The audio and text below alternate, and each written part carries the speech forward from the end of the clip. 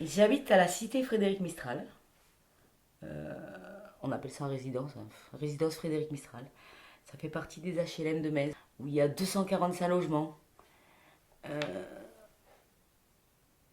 Une cité où en général il fait bon vivre, où on se côtoie tous les uns les autres. On se connaît. C'est un petit village en fait.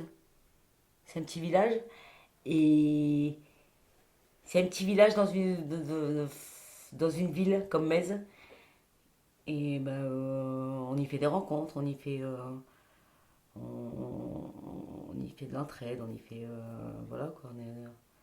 On se pose des questions si on voit pas quelqu'un à un moment.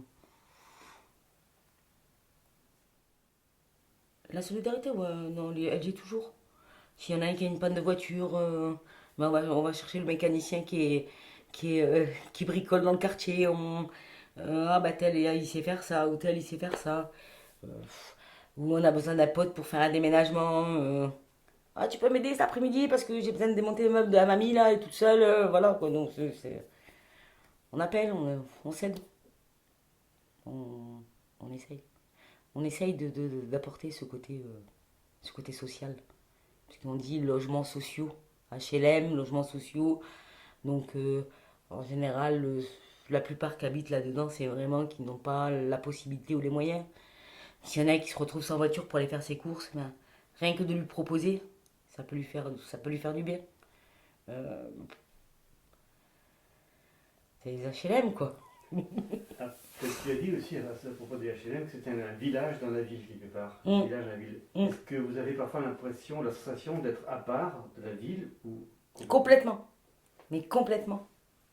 On est un peu les oubliés, en fait, de la ville de Metz. C'est ce qu'on a recherché pendant longtemps avec certains locataires, euh, qu'on aimerait être entendu. Parce que dans la société d'aujourd'hui, les administrations, elles se renvoient la balle les uns les autres. Et on aimerait être entendu, on aimerait qu'il y ait quelque chose qui soit fait. Et là, ces derniers temps, on a tapé du poing sur la table par rapport à on va dire, la petite délinquance. Hein.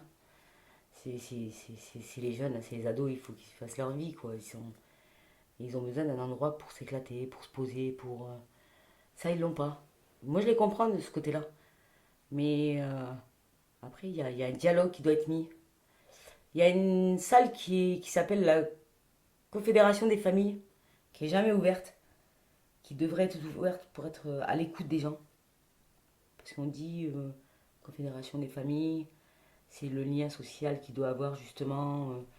Et cette salle, j'aimerais la trouver. Même s'il y a eu le Covid, s'il y a eu la Covid, on va dire, euh, cette salle, elle aurait dû être ouverte au public justement. Parce que les gens sont dans la demande.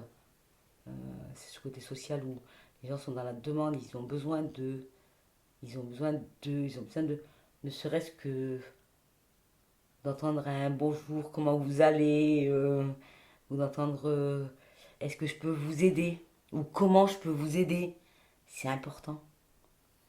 C'est important, les gens ont besoin d'entendre ça. Et il n'y est pas. Et comme tu dis, on est un peu les oubliés de la ville de Metz.